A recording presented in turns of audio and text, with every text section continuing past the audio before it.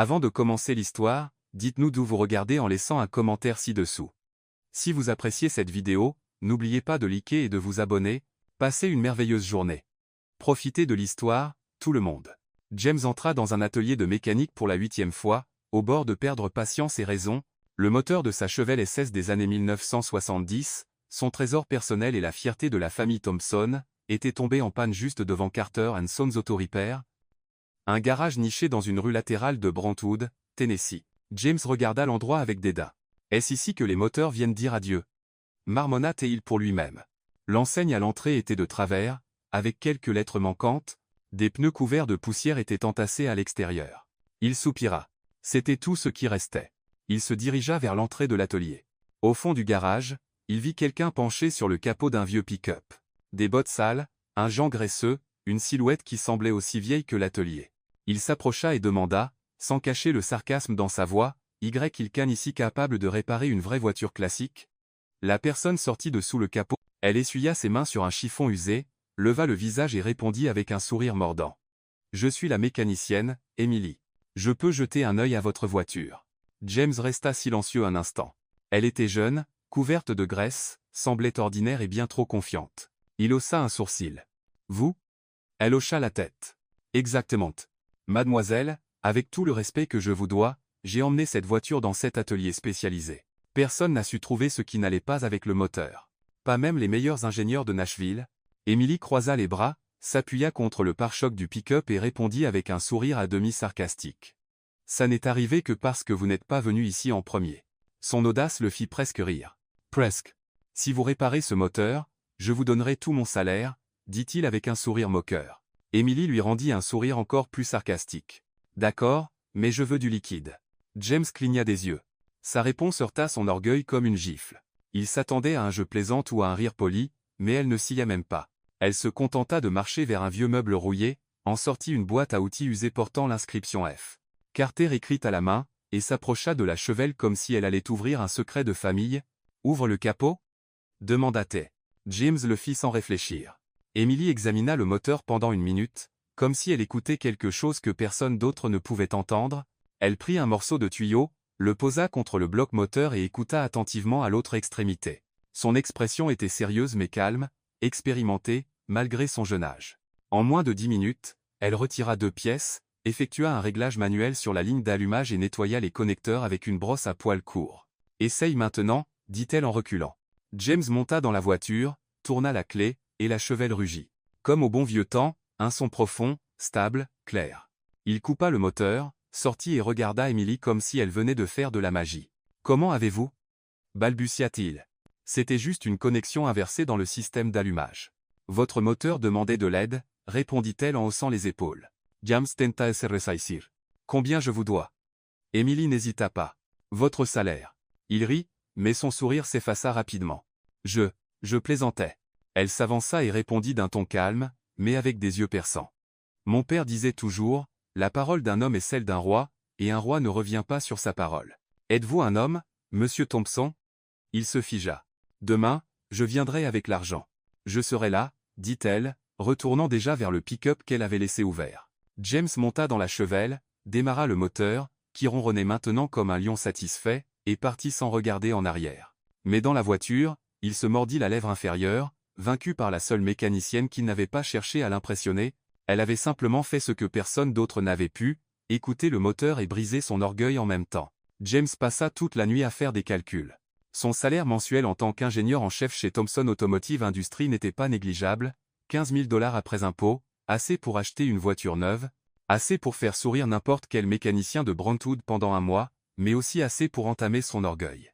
Le lendemain matin, il gara la Chevelle devant Carter & Sons Auto Repair à 9 heures précises. Le moteur ronronnait toujours parfaitement, un rappel constant qu'une femme aux mains sales avait accompli ce que les meilleurs experts de Nashville n'avaient pas pu. Il sortit de la voiture avec une épaisse enveloppe dans la poche intérieure de son blasé. De l'argent liquide, comme elle l'avait demandé. Mais James n'était pas homme à accepter facilement la défaite. Emily était au même endroit que la veille, penchée sur le moteur d'un Ford F-150 bleu délavé.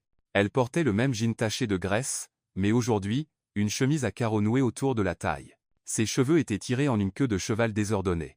Rien de glamour, rien de remarquable, et pourtant, elle avait surpassé toutes ses connaissances en 10 minutes. Bonjour, mademoiselle Carter, dit-il, essayant de paraître décontracté. Elle leva les yeux sans sortir de sous le capot. Oh, vous êtes revenu. Je pensais que vous aviez oublié notre conversation. Un Thompson n'oublie jamais une dette, répondit-il, sortant l'enveloppe de sa poche. 15 000 $, comme promis. Emily essuya ses mains sur un chiffon, et prit l'enveloppe. Elle l'ouvrit, compta rapidement et hocha la tête. La parole d'un roi, murmura-t-elle, rangeant l'argent dans un tiroir poussiéreux derrière une pile de vieux manuels. James s'attendait à ce qu'elle soit impressionnée. Il espérait un merci, ou au moins un sourire. Mais Emily retourna simplement au moteur du F-150, comme si 15 000 $ n'étaient que de la menue monnaie. Cela le dérangea plus qu'il ne l'aurait voulu. « Vous savez quoi, mademoiselle Carter ?» dit-il, croisant les bras. « Je veux voir si hier n'était pas juste un coup de chance. » Elle arrêta ce qu'elle faisait et le regarda. « De la chance ? Nous avons un moteur dans notre usine qui nous cause des problèmes depuis 3 semaines. Une équipe entière d'ingénieurs n'a pas réussi à trouver la solution. Vous voulez essayer ?» Emily essuya lentement ses mains, réfléchissant. « Pourquoi ferais-je ça? Par curiosité? Pour de l'argent ?» James haussa les épaules. « À vous de choisir. » Elle s'approcha, s'arrêtant à quelques pas. « Si je répare ce moteur, vous me traitez avec respect, plus de mademoiselle condescendant, plus de regard en coin, plus de tests pour voir si j'ai eu de la chance. » James héchita.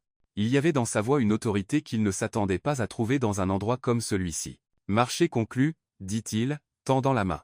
Emily la serra fermement. Ses paumes étaient rugueuses à cause du travail, mais sa poignée était assurée. « Alors, allons à votre usine. » Thompson Automotive Industries se trouvait de l'autre côté de Brentwood. Dans un complexe industriel moderne avec des bâtiments en verre et des parkings pavés, Emily descendit de son vieux pick-up rouge et regarda l'endroit avec intérêt, mais sans intimidation. James la conduisit à la zone de développement où une équipe de 5 ingénieurs se tenait autour d'un moteur vu posé sur un établi métallique. Tous portaient des chemises blanches et des badges d'identification. « Tout le monde, » dit James, « voici Emily. Elle va examiner notre problème. » Les ingénieurs échangèrent des regards. L'un d'eux, un homme d'âge moyen avec des lunettes et une cravate bleue, fronça les sourcils. « Est-elle consultante spécialisée ?» demanda-t-il, détaillant Emily de la tête aux pieds. « C'est une mécanicienne, » répondit James. Le silence qui suivit fut gênant. Emily remarqua les regards dédaigneux, mais cela ne semblait pas la déranger. Elle s'approcha de l'établi et étudia le moteur avec soin. « Quel est le problème ?» demanda-t-elle. « Le moteur démarre, mais il perd de la puissance après quelques minutes, » expliqua une ingénieure blonde. « Nous avons vérifié l'injection, le système électrique, le refroidissement. Tout semble normal dans les tests. » Emily hocha la tête et demanda un stylo. Comme personne ne lui entendit, elle sortit un stylo bleu de sa poche et commença à prendre des notes sur son propre bras gauche, des chiffres, des diagrammes simples, des points de référence. Les ingénieurs l'observaient comme s'il s'agissait d'un animal rare. « Puis-je retirer la culasse ?» demanda-t-elle. « Farci, dit James. » Emily utilisa les outils disponibles sur l'établi et se mit au travail. Ses mains bougeaient avec précision, chaque mouvement délibéré. Elle démonte la culasse en 15 minutes, examina chaque pièce une par une, puis pointa un petit capteur fixé sur le côté du bloc. « Voici votre problème, » dit-elle en touchant la pièce. « Mauvais contact dans le capteur de température du liquide de refroidissement. Il envoie de mauvaises données à l'ECU. Le système pense que le moteur surchauffe et coupe la puissance automatiquement. C'est impossible, marmonna l'homme aux lunettes. Nous avons testé ce capteur 3 fois. Vous l'avez testé hors du moteur, répondit Emily, toujours concentrée sur la pièce. Le problème n'apparaît qu'avec les vibrations. Le contact interne est desserré. Elle débrancha le capteur, nettoya les bornes avec une petite brosse et reconnecta le tout. Puis elle remonta la culasse aussi vite qu'elle l'avait démontée. Vous pouvez tester maintenant, dit-elle, s'écartant de l'établi. L'homme aux lunettes démarra le moteur. Le vieux rugit doucement et maintint un ralenti stable. Il accéléra. Le moteur répondit instantanément. Plus d'accélération, pleine puissance, aucune chute de performance. Tout le monde se tut. James regarda Emily, qui essuyait ses mains sur un chiffon emprunté. « Vous êtes un génie, » dit-il, sincèrement impressionné. Emily lui rendit un demi-sourire. « Je préfère qu'on m'appelle mécanicienne. » Elle rendit les outils, fit un signe à l'équipe et se dirigea vers la sortie. James la suivit, encore sous le choc de ce qu'il venait de voir. « Comment saviez-vous » demanda-t-il, la rattrapant dans le couloir. « J'ai écouté le moteur, » répondit-elle sans s'arrêter. « Il m'a dit où était le problème. Les moteurs ne parlent pas. » Emily s'arrêta, et se tourna vers lui. « Pour ceux qui savent écouter, si, il suffit d'apprendre leur langage. » Elle continua vers la sortie, laissant James dans le couloir avec plus de questions que de réponses, et avec la certitude absolue qu'Emily était bien plus qu'une simple mécanicienne de petite ville. C'était un mystère qu'il devait résoudre. James dormit à peine cette nuit-là. L'image d'Emily démontant le moteur en 15 minutes pendant que 5 ingénieurs experts restaient là à regarder, en silence tournait dans sa tête comme un piston mal réglé. Le lendemain matin, il arriva au bureau 2 heures plus tôt que d'habitude. Il s'assit dans un fauteuil en cuir derrière son bureau en acajou et commença à griffonner des chiffres sur un carnet, salaire de base, avantages, plan santé, participation aux bénéfices. Que faudrait-il pour convaincre quelqu'un comme Emily de travailler pour lui? À 10 heures, il appela Laura, sa secrétaire, par l'interphone. Laura, préparez un contrat de travail. J'en aurai besoin cet après-midi. Pour quel poste, monsieur Thompson? Ingénieur consultant senior. Salaire de départ à 80 000 $ par an avec révision tous les 6 mois. Laura nota mais hésita. Avez-vous discuté de cela avec les RH? Pas besoin. Je ferai l'entretien moi-même. À 14 heures, James retourna à Carter & Sons Auto Repair. Cette fois, il portait une chemise bleu clair sans cravate, essayant de paraître moins formel. Pourtant, il se sentait déplacé dans cet environnement. Emily était sous un Dodge Ram noir, seules ses jambes visibles. Il entendit le bruit des clés à molette et quelques mots étouffés en espagnol, probablement pas des compliments sur le système de suspension. Mademoiselle Carter, appela-t-il. Si c'est un autre test, vous pouvez partir, répondit-elle dessous le pick-up. J'ai déjà fait mes preuves. En fait, je suis venu faire une offre. Emily glissa dessous le Dodge, s'assit sur le sol et le regarda avec curiosité. Elle avait une tache d'huile sur la joue gauche et les cheveux en désordre. Quel genre d'offre? James sortit un contrat de la poche intérieure de son blazer, et le déplia soigneusement. Un emploi chez Thompson Automotive Industries. 80 000 $ par an plus avantages. Vous seriez notre ingénieur consultante senior. Emily prit le papier et le lut rapidement, fronçant les sourcils. Puis elle le lui rendit. Non, merci. James cligna des yeux, perplexe. Il s'était préparé à négocier, être à une demande de plus d'argent, des questions sur les horaires, pas à un non simple et direct. Vous n'y avez même pas réfléchi. Il dit, 80 000 $, c'est 4 fois plus que ce que vous gagnez probablement ici. Et alors? Emily se leva et commença à essuyer ses mains sur un chiffon sale. Je suis bien ici, dans l'atelier de mon père. Il m'a tout appris. C'est ma place. Votre père? James regarda autour de lui. Où est-il? Emily pointa une photo encadrée sur le mur à côté d'un calendrier de 2019. La photo montrait un homme d'âge moyen souriant dans une combinaison bleue, tenant une clé à molette. En dessous, une petite plaque dorée indiquait « En mémoire de Frank Carter, 1965 à 2021 », James sentit un nœud se former dans son estomac. « Je suis désolé, je ne savais pas. »« Ce n'est pas grave, » dit Emily, retournant au Dodge. « Il m'a appris qu'un mécanicien est là où il y a un moteur cassé. Et par ici, il y a toujours du travail. » James la suivit, déterminé à ne pas abandonner. « Mais Emily, pensez-y. Vous travaillez avec de vieux outils. Le sol est fissuré. Il n'y a pas de climatisation, et le toit fuit à 3 endroits. Et alors? Vous avez trop de talent pour rester dans un endroit comme celui-ci. Dans notre entreprise, vous auriez des laboratoires modernes, du matériel de pointe, une équipe qualifiée. » Emily arrêta de travailler sur le moteur et se tourna lentement vers lui. Il y avait quelque chose de différent dans son expression, un mélange de tristesse et d'irritation. « Monsieur Thompson, puis-je vous poser une question? » Bien sûr. Connaissez-vous la différence entre un moteur et une machine? James hésita. Eh bien, techniquement, un moteur est un type de machine. Non, l'interrompit-elle. Un moteur a une histoire. Il a une personnalité. Chaque rayure, chaque bruit étrange, chaque vibration raconte l'histoire de celui qui l'a conduit, où il est allé, ce qu'il a traversé. Elle pointa le Dodge Ram. Celui-ci appartient à Tom Harrison. Pas le chanteur, sourit-elle. Tom, le gars qui possède un ranch de bétail de l'autre côté de la ville.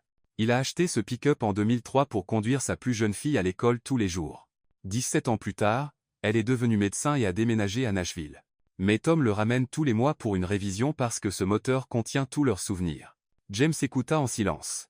C'est là que les moteurs ont une âme, continua Emily, désignant le garage. Dans votre usine, vous avez juste des machines, des pièces neuves, des ordinateurs, de l'efficacité, mais personne ne se soucie de l'histoire que chaque moteur portera. Emily, c'est romantique, dit James, essayant de sembler compréhensif, mais ça ne paie pas les factures.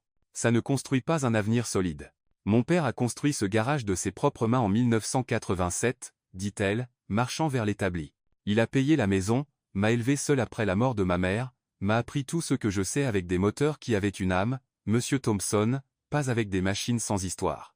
James s'approcha de l'établi et remarqua une boîte à outils ouverte. À l'intérieur, chaque clé, chaque pince, chaque tournevis était organisé avec une précision militaire, certains outils étaient visiblement vieux, leurs manches en bois lissées par l'usage. C'était les siens? Demanda James, pointant les outils. Certains. D'autres, je les ai fabriqués moi-même, dit Emily, prenant une clé avec un manche peint en bleu. J'ai fabriqué celle-ci quand j'avais 15 ans. Mon père disait toujours. Un vrai mécanicien doit connaître ses outils comme un musicien connaît son instrument. James prit la clé. Elle était lourde, solide, marquée de rayures et de signes d'usure. Vous avez fabriqué ça? Je l'ai forgée dans l'atelier d'à côté. Monsieur Lopez m'a appris. Ça m'a pris 3 semaines, mais elle est sortie parfaite. James rendit l'outil, clairement impressionné. Emily, je comprends la valeur sentimentale de tout ça, mais imaginez ce que vous pourriez faire avec des ressources illimitées, de la recherche, du développement, une technologie de pointe. Pourquoi faire? Demanda-t-elle, fermant la boîte à outils. Pour construire des moteurs plus efficaces, plus propres, plus silencieux. Oui, pour améliorer la vie des gens. Emily sourit, mais ce n'était pas un sourire joyeux. Monsieur Thompson, savez-vous pourquoi j'ai réparé votre cheval en 10 minutes? Parce que vous êtes talentueuse. Parce que j'ai écouté. Je me suis allongé dessous, j'ai posé ma main sur le moteur et j'ai écouté ce qu'il essayait de me dire. Dans votre usine, personne n'écoute. Vous mesurez, calculez, faites des tests, mais personne ne s'arrête pour demander « De quoi ce moteur a-t-il besoin pour se sentir vivant ?» James fronça les sourcils. Les moteurs ne se sentent pas vivants, Emily. Ce sont des machines. Exactement, dit-elle, prenant un tournevis et retournant au Dodge. C'est exactement ce dont je parle. Elle disparut sous la voiture. James resta là, tenant le contrat refusé, essayant de donner un sens à la conversation. Emily, monsieur Thompson, l'interrompit-elle, la voix étouffée, vous êtes un homme intelligent. Vous avez une entreprise prospère, de l'argent, du prestige, mais je parie que ça fait des années que vous n'avez pas touché un vrai moteur, que vous n'avez pas senti la chaleur du métal, que vous n'avez pas entendu le grondement d'un vu bien réglé. James ouvrit la bouche pour argumenter, mais réalisa qu'elle avait raison. Quand avait-il travaillé de ses mains pour la dernière fois? Quand s'était-il sali les ongles de graisse? Votre offre est généreuse, continua Emily. Mais je ne veux pas d'un travail où les moteurs ne sont que des chiffres dans un tableur. Je veux rester ici où ils peuvent être eux-mêmes. James plia le contrat et le glissa dans sa poche. Puis-je vous poser une question? Dit-il. Allez-y. N'avez-vous pas peur de rester à la traîne? De rater des opportunités? Emily glissa dessous la voiture et s'assit sur le sol, le regardant droit dans les yeux. Monsieur Thompson, vous avez être des laboratoires modernes et du matériel coûteux, mais j'ai quelque chose que l'argent ne peut pas acheter. Quoi donc? Je sais faire chanter un moteur. Elle se leva, prit les clés du Dodge et démarra le moteur. Le son était parfait, fluide, puissant, équilibré. Vous entendez ça? Dit-elle, accélérant. C'est de la musique. C'est une âme. James écouta, et pour la première fois depuis des années, il réalisa qu'il n'entendait pas juste du bruit. Il écoutait vraiment un moteur. Emily coupa le moteur et se tourna vers lui. Votre offre est tentante, monsieur Thompson, mais je préfère rester ici où je peux apprendre au moteur à chanter. Elle retourna à l'établi, signifiant clairement que la conversation était terminée. James se dirigea vers la sortie, confus et légèrement offensé. Personne ne l'avait jamais repoussé comme ça auparavant. Personne n'avait jamais remis en question ses valeurs et ses priorités aussi simplement. Mais en marchant vers la chevelle, il ne pouvait pas chasser le son du moteur du Dodge de sa tête. Et pour la première fois depuis longtemps, il se demanda quand il avait fait chanter quelque chose pour la dernière fois. Le lundi suivant, James se présenta à Carter Hanson Auto Repair à 10 h du matin avec une question sur les carburateurs et les moteurs classiques. Le mardi, il revint en posant des questions sur les systèmes d'allumage électronique par rapport aux rupteurs. Le mercredi, il voulait connaître la différence entre l'huile synthétique et l'huile minérale dans les vieux moteurs. Le jeudi, Emily commença à se méfier. « Monsieur Thompson, dit-elle, sortant de sous une Mustang rouge de 1965. N'avez-vous pas toute une équipe d'ingénieurs pour répondre à ces questions ?» James ajusta sa cravate, un peu embarrassé. « Si, mais j'aime entendre différents avis, différentes perspectives. » Emily prit un chiffon et commença à essuyer ses mains lentement, visiblement amusée, et ces différentes perspectives n'existent pas à Nashville, seulement ici à Brentwood. Eh bien, vous avez une approche unique. James resta là, au milieu du garage, regardant Emily travailler. C'était étrange comme il se sentait à l'aise dans cet endroit malgré le désordre organisé, l'odeur d'huile et la musique country jouant sur une vieille radio dans un coin. « Puis-je vous poser une question ?» dit-il enfin. « Vous pouvez, mais si c'est à propos des moteurs, je facture pour le conseil. Ce n'est pas à propos des moteurs, c'est à propos de vous. » Emily arrêta d'essuyer ses mains et le regarda. « À propos de moi? Comment avez-vous appris tout ça? Je veux dire, vous en savez plus que beaucoup d'ingénieurs que j'ai rencontrés. » Emily sourit et marcha vers l'établi à outils. « Mon père. Il m'a appris depuis que j'étais petite. J'avais 6 ans quand j'ai commencé à lui passer des outils. À 10 ans, je pouvais faire une vidange toute seule. À 15 ans, je démontais des moteurs entiers. Et l'école, l'université? J'ai fini le lycée. Après ça, mon père est tombé malade. Cancer. J'ai dû reprendre l'atelier. James sentit une boule dans sa poitrine. Je suis désolé. Pas besoin. Il a bien vécu, il est parti en paix, et il m'a laissé le meilleur héritage possible. La connaissance. James regarda l'atelier avec un regard nouveau, chaque outil accroché au mur, chaque manuel empilé sur l'étagère, chaque vieille machine bien entretenue. Tout racontait une histoire de dévouement et d'amour. Votre père a toujours été mécanicien? Depuis ses 6 ans, il a commencé comme apprenti dans un atelier à Memphis. Puis il est venu ici, a travaillé pour d'autres jusqu'à ce qu'il économise assez pour ouvrir son propre garage. Et il n'a jamais voulu faire autre chose? Emily haussa les épaules. Je n'y ai jamais pensé. J'ai toujours su que ce serait ma place. Vous n'êtes jamais curieuse du monde extérieur? D'autres villes, d'autres pays? Bien sûr que si. Mais je n'ai pas besoin de partir pour voir le monde. Elle pointa les voitures dans l'atelier. Chaque moteur qui arrive ici apporte des histoires de différents endroits. C'est le Mustang VNT Detroit. Ce pick-up vient du Texas. Cette Corolla appartient à une famille japonaise qui a déménagé, ici il y a 5 ans. James n'avait jamais vu les choses sous cet angle. C'est une perspective intéressante. C'est la vraie vie, Monsieur Thompson. Pas juste une perspective. Le vendredi, James se présenta sans question technique. Il se contenta de regarder. Emily travaillait sur une Camaro de 1969 avec des problèmes de transmission. N'avez-vous pas une entreprise à gérer aujourd'hui? Demanda-t-elle, elle, sans détourner les yeux de la voiture. Si, mais j'ai délégué quelques tâches. Première fois? Que voulez-vous dire? Première fois que vous déléguez. Je parie que vous êtes un de ces patrons qui veut tout contrôler. James rit, surpris par la justesse de l'observation. Comment pouvez-vous le savoir? Votre façon de parler, toujours si sérieux, si formel, un homme qui ne fait pas confiance aux autres pour bien faire le travail. Ce n'est pas que je ne fais pas confiance. C'est, J.S.Ch. Emily sourit. Mais ce n'est pas grave. Je suis pareil avec mes moteurs. James passa le reste de la matinée à regarder Emily travailler. Il y avait quelque chose d'hypnotique dans sa façon de bouger. Comment ses mains trouvaient-elles toujours le bon outil sans regarder? Comment pouvait-elle diagnostiquer un problème juste en écoutant? Puis-je essayer? Demanda-t-il soudain. Essayer quoi? Aide. Vous passez des outils. Je ne sais pas. Emily le regarda de haut en bas. Dans cette tenue? James baissa les yeux sur son costume gris et sa cravate en soie. Je peux enlever la veste et la cravate et ses chaussures italiennes. James Hechita. Les chaussures aussi, Monsieur Thompson. Ce sol est couvert d'huile. Vous glisserez et vous vous casserez la tête, ou pire, vous salirez mon sol propre avec du sang. James rit et enleva ses chaussures, restant en chaussettes. Voilà. Puis-je aider maintenant? Emily l'étudia un instant, amusée. Vous essayez de devenir stagiaire. Peut être. D'accord, alors. Prenez cette clé de 15 mm. James regarda l'établi à outils, totalement perdu.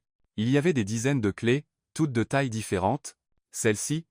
Demanda-t-il, en prenant une au hasard. C'est une 12. La 15 est la troisième à gauche. James prit le bon outil et le tendit à Emily. Merci. Maintenant, tenez ce tuyau pendant que je serre la connexion. Ils travaillèrent ensemble pendant environ 1 heure. James était maladroit, mais faisait de son mieux. Emily était patiente, bien qu'elle ne retint pas ses commentaires sarcastiques sur son manque de compétences pratiques. Pour un ingénieur, vous êtes plutôt mauvais avec vos mains, dit-elle alors que James laissait tomber un tournevis pour la 3e fois. Ça fait longtemps que je n'ai pas travaillé directement avec des outils. Combien de temps? James réfléchit un instant. Environ 15 ans. 15 ans. Emily arrêta ce qu'elle faisait. Vous n'avez pas touché un moteur depuis 15 ans. J'ai eu d'autres responsabilités. Comme quoi? Gestion, planification stratégique, réunion avec les investisseurs. Des choses importantes. C'est important. Plus important que ça? Elle pointa le moteur de la Camaro. James ne sut pas quoi répondre. À ce moment-là, un garçon d'environ 12 ans apparut à l'entrée du garage. Il était mince, avec des cheveux bruns en désordre et des vêtements visiblement usés. Il portait un sac à dos d'école et un grand sourire. « Salut, Emily » cria-t-il, courant vers eux. « Salut, Max » Emily ouvrit les bras pour un câlin. « Comment était l'école? » Ennuyeux. La prof de maths nous a donné des devoirs pour le week-end. La vie est dure. Le garçon remarqua James et fronça les sourcils. « C'est qui ce mec en cravate? » C'est Monsieur Thompson. Monsieur Thompson, voici Max. Il m'aide ici à l'atelier après l'école. James fit un signe au garçon. Bonjour, Max. Salut. Max le détailla de la tête aux pieds. Pourquoi tu ne portes pas de chaussures? Il m'aidait, expliqua Emily. Aider? Max rit. Les hommes en costume ne savent pas travailler sur les moteurs. Max. Gronda Emily. Quoi? C'est vrai. Les gars en costume savent seulement parler. Ils ne savent pas faire des choses. James sentit son visage chauffer. Mais il devait admettre que le garçon avait raison. Tu vis près d'ici, Max? Demanda-t-il, essayant de changer de sujet.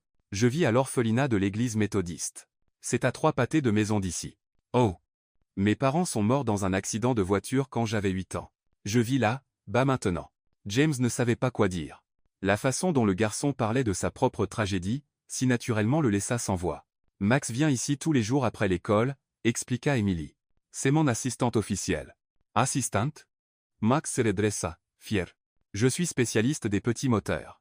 Tondeuse, tronçonneuse, ce genre de truc. C'est impressionnant. Dit James sincèrement.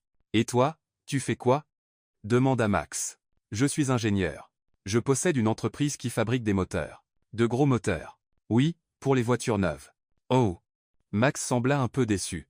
Les nouveaux moteurs sont ennuyeux. Ils n'ont pas de personnalité. James jeta un œil à Emily, qui essayait de ne pas rire. Pourquoi dis-tu ça? Parce qu'ils sont tous pareils. Max expliqua comme si c'était évident. Les vieux moteurs sont différents. Chacun a sa propre manière, son propre caractère. Cette Camaro, par exemple, elle aime accélérer doucement. Si tu essaies trop vite, elle cale. Comment le sais-tu? Emily me l'a appris. Elle sait parler au moteur. James passa le reste de l'après-midi à regarder Emily et Max travailler ensemble. Il était clair qu'elle était devenue une figure maternelle pour le garçon. Elle lui enseignait avec patience, le corrigeait doucement et le protégeait avec un instinct farouche. Emily est aussi une bonne cuisinière, dit Max, assis sur un tabouret auprès de l'établi. Elle fait le meilleur sandwich au fromage grillé du Tennessee. Max, arrête de raconter ma vie à Monsieur Thompson, dit Emily, embarrassée. Pourquoi? Il a l'air gentil. Un peu maladroit, mais gentil. James Ritt. Moi c'est. Je pense qu'Emily devrait sortir avec quelqu'un, continua Max, ignorant le regard assassin qu'elle lui lançait. Elle travaille trop. Elle ne sort jamais. Elle ne s'amuse jamais. Max, quoi? C'est vrai. La dernière fois que tu es sorti, c'était il y a 6 mois pour l'anniversaire de Madame Maria. Ça ne regarde pas Monsieur Thompson. Bien sûr que si, dit Max, se tournant vers James avec un sourire malicieux. Je parie que le mec avec la belle voiture est amoureux d'Emily. James manqua de s'étouffer. Quoi? Non? Regarde comme il est devenu rouge. Cria Max en riant. Je le savais. Max, arrête, dit Emily, bien qu'elle rit aussi. Le mec avec la belle voiture est amoureux, Emily. C'est pour ça qu'il vient ici tous les jours en prétendant avoir des questions. Le visage de James brûlait. L'observation du garçon était embarrassante de précision. Je dois y aller, balbutia-t-il, attrapant ses chaussures rapidement. Il s'enfuit. Cria Max. Ça prouve tout. James dit au revoir rapidement et courut presque jusqu'à la chevelle. En rentrant chez lui, il ne pouvait s'empêcher de penser au rire d'Emily et aux mots du garçon. Était-ce vraiment si évident? Emily l'avait-elle remarqué? Et surtout, que devait-il faire à ce sujet? Parce que pour la première fois depuis des années, James devait admettre qu'un orphelin de 12 ans avait absolument raison. Il était amoureux. James passa le week-end à essayer de ne pas penser à Emily. Il tenta de se concentrer sur les rapports financiers, les feuilles de calcul de production, tout ce qui pouvait l'occuper. Mais chaque fois qu'il démarrait la chevelle, le son fluide du moteur lui rappelait ses mains ajustant l'allumage. La confiance dans ses mouvements, la façon dont elle parlait au moteur comme à de vieux amis, et les mots de Max résonnaient dans son esprit. Le mec avec la belle voiture est amoureux.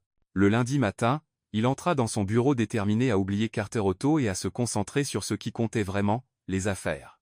Il avait une réunion avec des investisseurs à 10 heures, une conférence téléphonique avec l'équipe de développement à 14 heures, et une pile de contrats attendant sa signature, mais à peine s'assit-il et alluma-t-il son ordinateur que son esprit retourna à Emily, disant que son entreprise n'avait que des machines, pas de moteur avec une âme. Le commentaire avait touché une corde sensible, quelque chose de plus profond qu'il ne voulait pas admettre. À 9 heures du matin, au lieu de réviser la présentation pour les investisseurs, James se retrouva à marcher dans les couloirs de l'entreprise vers les archives au sous-sol. Il ne savait pas exactement ce qu'il cherchait, mais il avait un étrange pressentiment, comme s'il avait manqué quelque chose d'important. Les archives de Thomson Automotive Industries remplissaient une immense salle au sous-sol du bâtiment principal. Des étagères métalliques s'étendaient du sol au plafond, remplies de boîtes classées par année et par département. James y allait rarement. Pourquoi s'embêter avec de vieux papiers quand il avait des assistants pour ça? Mais aujourd'hui était différent. Il commença avec les boîtes des années 1980, quand son père dirigeait encore l'entreprise. William Thomson avait été un homme pratique, axé sur les résultats, qui avait transformé un petit atelier familial en une entreprise de plusieurs millions de dollars. James l'avait toujours admiré pour cela. La première boîte contenait des contrats de fournisseurs, des factures décolorées et de la correspondance d'entreprise, rien d'intéressant. La deuxième contenait des rapports de vente et des analyses de marché. Toujours rien. C'est dans la troisième boîte qu'il trouva quelque chose. Entre un dossier de brevets enregistrés et un autre de projets abandonnés, il y avait une grosse enveloppe Kraft avec une étiquette manuscrite. Projet Carter 1987 à 1989. Confidentiel. Le cœur de James s'accéléra. Carter, le même nom de famille qu'Emily. Il ouvrit l'enveloppe avec précaution et en sortit une pile de documents. Sur la première page, un dessin technique détaillé pour un nouveau type de carburateur signé Michael F. Carter, consultant technique. Date. 15 Mars 1987. James reconnut immédiatement le design. C'était la base du système d'injection électronique que Thomson Automotive avait breveté en 1990, et qui était devenu l'un des produits les plus rentables de l'entreprise dans les années suivantes. Il continua à feuilleter les documents. D'autres dessins, d'autres innovations, tous signés par Michael Carter. Un système de refroidissement plus efficace, une configuration de soupape qui réduisait la consommation de carburant de 15%, des améliorations dans le système de transmission qui augmentaient la durabilité du moteur. Chacune de ces idées avait ensuite été développée et brevetée par Thomson Automotive. Toutes avaient rapporté des millions de profits au fil des ans. Mais nulle part James ne trouva le nom de Michael Carter sur les registres officiels des brevets. Au fond de l'enveloppe, il trouva une lettre datée du 10 décembre 1989, adressée à William Thomson, signée par Michael Carter. Monsieur Thomson, comme nous en avons discuté hier, je confirme que je ne pourrai plus fournir de services de conseil à votre entreprise. Des circonstances personnelles m'obligent à quitter Nashville, rendant impossible la poursuite de notre partenariat. Merci pour cette opportunité, et je suis convaincu que les projets que j'ai développés au cours des 2 dernières années seront utiles à la croissance de Thomson Automotive. Cordialement, Michael Frank Carter. James lut la lettre 3 fois. Michael Carter avait quitté Nashville en 1989. Emily avait dit que son père avait déménagé à Brentwood et ouvert son propre atelier. Les dates correspondaient exactement, mais quelque chose dans la lettre semblait étrange. Le ton était formel, presque froid, comme si Michael Carter avait été forcé de l'écrire. James creusa plus loin et trouva un dossier séparé avec des notes manuscrites de son père. L'écriture était difficile à lire, mais quelques lignes ressortaient. Carter veut un crédit public pour les innovations. Expliquer que le travail de conseil est confidentiel par nature. Augmenter le paiement si nécessaire pour assurer le secret. S'il n'accepte pas les conditions, envisager de résilier le contrat. James sentit son estomac se retourner. Lentement, la situation devenait claire. Michael Carter avait développé des innovations révolutionnaires pour l'entreprise. Il voulait une reconnaissance publique pour son travail. William Thomson avait refusé, probablement pour garder le contrôle total sur les brevets et les profits.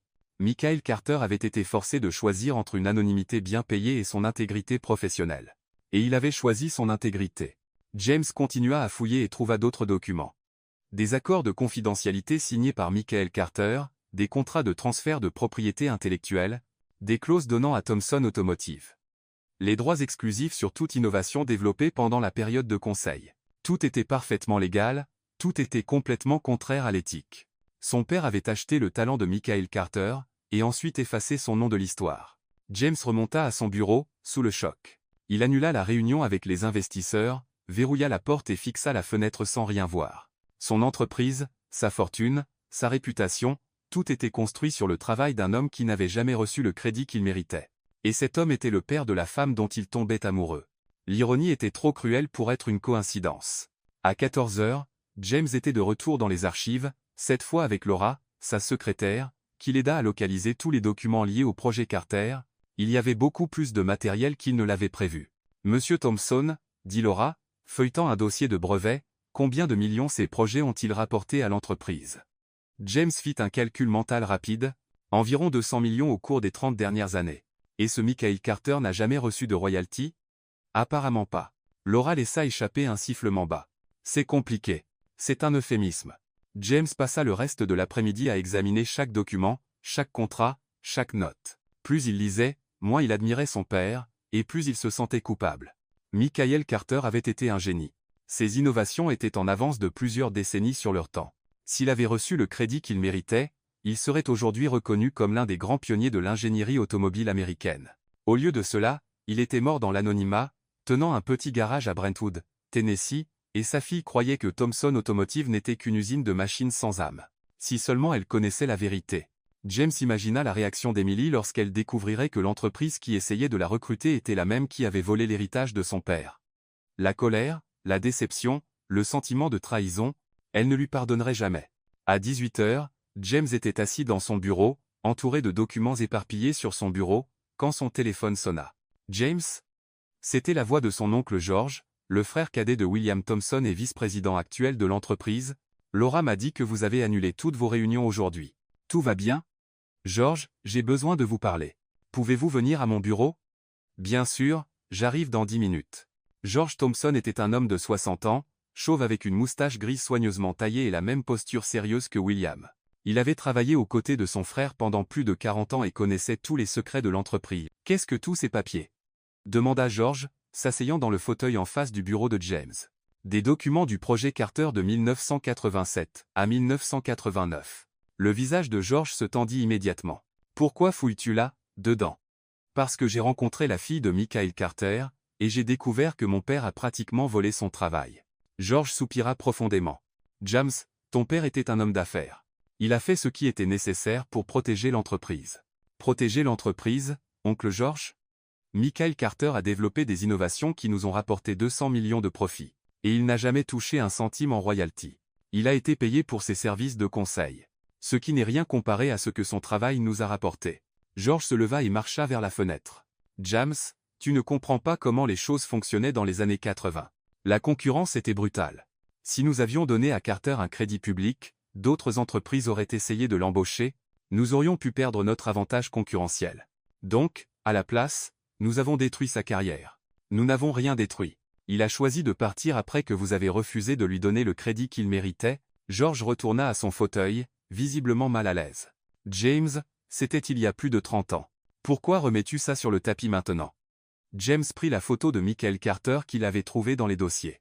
Un homme d'âge moyen souriant, portant une combinaison bleue et tenant une clé à molette. La même photo qu'il avait vue sur le mur du garage d'Emily. Parce que ce n'est pas juste, oncle George, et parce qu'apparemment, je suis la seule personne dans cette entreprise à qui ça importe. George regarda son neveu longuement. Tu es amoureux de sa fille, n'est-ce pas? James ne répondit pas, mais son expression parlait pour lui. Oh James! George secoua la tête. Ça complique vraiment les choses. Ça ne complique les choses que parce que nous avons fait quelque chose de mal il y a 30 ans et que nous ne l'avons jamais corrigé. Et que comptes-tu faire? Donner à Michael Carter un crédit posthume? Rembourser des royalties à sa fille? Publier des excuses dans le journal? James n'avait pas pensé à de solutions précises. Il savait juste qu'il ne pouvait pas vivre avec ce poids sur la conscience. Je ne sais pas encore, mais je dois faire quelque chose. George se leva pour partir. Voice attention. James, parfois, essayer de réparer les erreurs du passé ne fait que créer de plus gros problèmes dans le présent. Après le départ de George, James resta seul dans son bureau, fixant la photo de Michael Carter. Derrière le sourire, il voyait maintenant la frustration d'un homme talentueux qui n'avait jamais reçu la reconnaissance qu'il méritait. Et derrière son propre reflet dans la fenêtre, il voyait un homme qui venait de découvrir que sa fortune était bâtie sur une injustice. La question était, que ferait-il à ce sujet? Et plus important encore, serait-il capable de regarder Emily dans les yeux à nouveau, sachant ce qu'il savait? James prit le téléphone et composa le numéro du garage de Carter. Quand Emily répondit, il faillit raccrocher. Bonjour, Emily. C'est James Thomson. Salut, monsieur Thomson. Un problème avec la chevelle? Non, j'ai besoin de vous parler. C'est important. Allez-y. Pas au téléphone. Puis-je passer demain? Bien sûr. Mais si c'est pour me proposer un travail à nouveau, ce n'est pas ça. C'est à propos de votre père. Silence à l'autre bout. Mon père? De quoi s'agit-il? Je vous expliquerai demain. Emily, votre père était un homme extraordinaire. Je le sais, monsieur Thomson. Non, vous ne savez pas tout. Et James raccrocha, sachant qu'il venait d'entamer une conversation qui changerait tout entre eux. Pour le meilleur ou pour le pire, James ne dormit pas cette nuit-là. Il resta éveillé jusqu'à 3 heures du matin, assis dans son salon à Belmead avec une pile de documents sur la table basse et une décision impossible devant lui. Comment pouvait-il dire à Emily que son entreprise avait pris le crédit du travail de son père? Comment pouvait-il expliquer que les millions qu'il avait hérités étaient en partie le résultat du talent non reconnu de Michael Carter? À 6 heures du matin, il abandonna l'idée de dormir, il prit une douche, enfila un polo bleu et un jean, pas de costume aujourd'hui, et conduisit jusqu'au centre-ville de Nashville. Il avait une mission.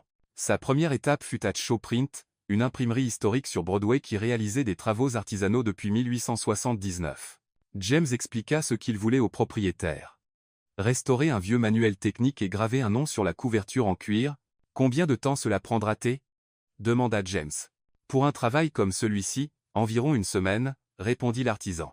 Un homme à la barbe grise qui examina le manuel avec soin. J'en ai besoin aujourd'hui. Je paierai ce qu'il faut. L'homme haussa un sourcil. Ça doit être très important. Charles, ça coûtera 3 fois le prix normal. Pas de problème. À 10 heures du matin, James était à l'université Vanderbilt dans la bibliothèque d'ingénierie, cherchant des informations sur les innovations automobiles des années 1980. Il voulait mieux comprendre le contexte historique des projets de Michael Carter, l'importance de ses contributions à l'industrie, ce qu'il trouva l'impressionna encore plus. Les innovations de Michael Carter n'étaient pas seulement bonnes. Elles étaient révolutionnaires. Le système d'injection électronique qu'il avait développé était en avance de plusieurs années sur ses concurrents. Certaines des solutions qu'il proposait n'avaient été adoptées par l'industrie allemande qu'à la fin des années 1990. Michael Carter n'était pas seulement un mécanicien talentueux. C'était un visionnaire. À 14 heures, James retourna à l'imprimerie. Le manuel était transformé. La couverture en cuir, autrefois usée et tachée, brillait maintenant avec une finition professionnelle. Sur le devant, gravé en lettres dorées élégantes, on lisait « Manuel des innovations. Michael Frank Carter, pionnier et visionnaire, 1955 à 2021. » C'est parfait, dit James, payant la facture. J'espère que la personne l'appréciera, répondit l'artisan. Moi aussi. À 15 years, James égala devant Carter, and Sons Auto Repair. Il prit une profonde inspiration, saisit le manuel enveloppé dans du papier cadeau bleu et entra dans le garage. Emily était sous une Jeep Cherokee rouge, seules ses jambes visibles. Max était assis sur un tabouret à côté d'elle, lui passant des outils. « Salut, monsieur Thompson », cria Max en le voyant. « Pas de costume aujourd'hui. »« Salut, Max. J'ai pensé que ce serait plus pratique. » Emily glissa dessous la Jeep et s'assit sur le sol, regardant James avec curiosité. « Vous avez dit que vous vouliez parler de mon père. » « Oui. » James serra le paquet plus fort. « Mais d'abord, j'ai apporté quelque chose pour vous. » Emily fronça les sourcils. « Un cadeau ?» En quelque sorte. Il lui tendit le paquet. Emily hésita avant de le prendre, un peu incertaine. Elle ouvrit soigneusement le papier, et ses yeux s'écarquillèrent lorsqu'elle vit le manuel restauré. « Comment avez-vous? Où avez-vous trouvé ça? » « Je l'ai trouvé dans les archives de mon entreprise. J'ai pensé que vous aimeriez la voir. » Emily ouvrit le manuel et feuilleta les pages.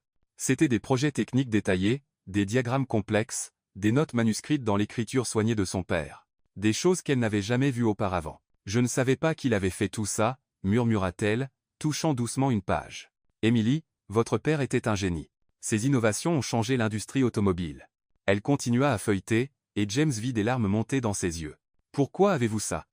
demanda-t-elle. Enfin, James déglutit difficilement. Il était temps de dire la vérité. « Parce que mon entreprise.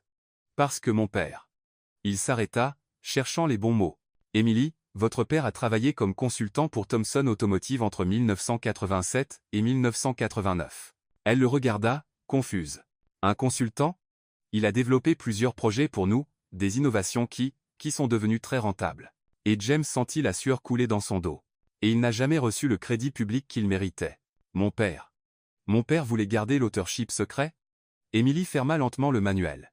Quand votre père a demandé une reconnaissance pour son travail, mon père a refusé. Il a dit que le travail de conseil était confidentiel par nature. Votre père? Il a choisi de partir plutôt que d'accepter l'anonymat. Emily se leva lentement, serrant le manuel contre sa poitrine. Vous me dites que votre entreprise a volé le travail de mon père? Ce n'était pas du vol. Techniquement, il y avait des contrats, des clauses légales. Des contrats que vous l'avez forcé à signer. James ne pouvait pas répondre. Emily marcha vers l'établi à outils et posa soigneusement le manuel dessus. Combien d'argent votre entreprise a-t-elle gagné grâce à son travail? Emily, combien? Environ 200 millions au cours des 30 dernières années. Elle ferma les yeux un instant. 200 millions. Oui. Et mon père est mort en possédant un petit garage, luttant pour payer les factures médicales de son traitement contre le cancer. James se sentit comme s'il avait reçu un coup de poing dans l'estomac. Emily, je ne savais pas. Vous ne saviez pas? Elle se tourna vers lui, les yeux brillants de colère. Vous possédez l'entreprise. Comment ne saviez-vous pas? Je l'ai découvert hier. C'est pourquoi je vous ai appelé. Je voulais expliquer. Expliquer? Emily prit le manuel et le lui rendit. Vous voulez apaiser votre culpabilité avec des cadeaux? Ce n'est pas ça. C'est... J.S. Vous avez découvert que votre fortune était bâtie sur le travail de mon père, et maintenant vous voulez vous sentir mieux en offrant de jolis cadeaux à la fille orpheline.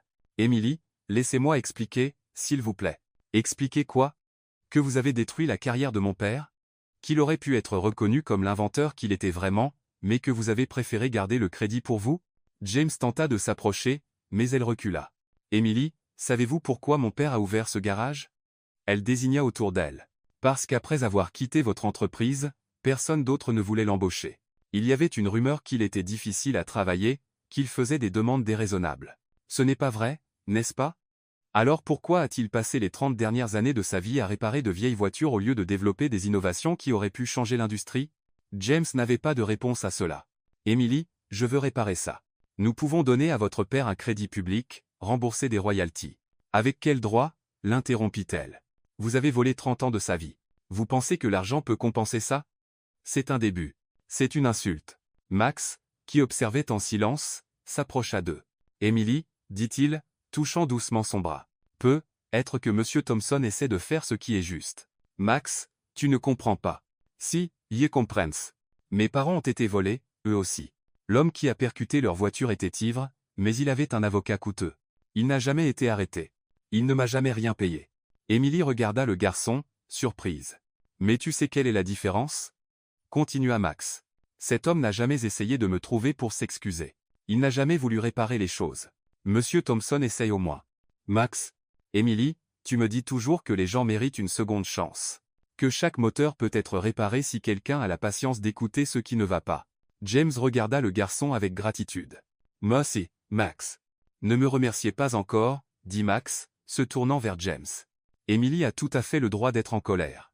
Vous avez fait une très mauvaise chose à Monsieur Carter. Je sais, mais se disputer ne le ramènera pas, et se mettre en colère ne réparera pas le passé. Emily essuya ses yeux avec le dos de sa main. Max, tu es trop jeune pour comprendre ces choses. Yasusiona, mais pas idiote. Il marcha vers l'établi à outils et prit une clé avec un ruban rouge attaché au manche. Monsieur Thompson, Emily ne fait confiance qu'aux gens qui construisent des choses ensemble. James prit la clé, confus. Que veux-tu dire? Ça ne sert à rien de dire que vous voulez réparer les choses. Il faut le montrer. Il faut se salir les mains. Il faut construire quelque chose de nouveau ensemble avec elle. Emily regarda Max, puis James, puis la clé dans ses mains. Max, tu ne peux pas juste si, je peux. Tu dis toujours que les moteurs cassés peuvent être réparés. Les scans aussi. James tint la clé avec soin, comme si c'était quelque chose de sacré. Que veux-tu que je fasse, Emily? Elle le fixa longuement. D'abord, arrêtez de m'appeler Emily. Nous ne sommes pas amis. Comment dois-je vous appeler? Mademoiselle Carter, comme toujours. D'accord, Mademoiselle Carter. Deuxièmement, reprenez votre cadeau. Je ne veux rien de votre entreprise. James regarda le manuel restauré, puis Max, qui secoua légèrement la tête. Et si je le laissais ici, mais pas comme un cadeau? Comme un prêt? Que voulez-vous dire? Vous gardez le manuel ici à l'atelier. Étudiez les projets de votre père, mais il appartient toujours à Thomson Automotive jusqu'à ce que nous décidions ensemble quoi en faire.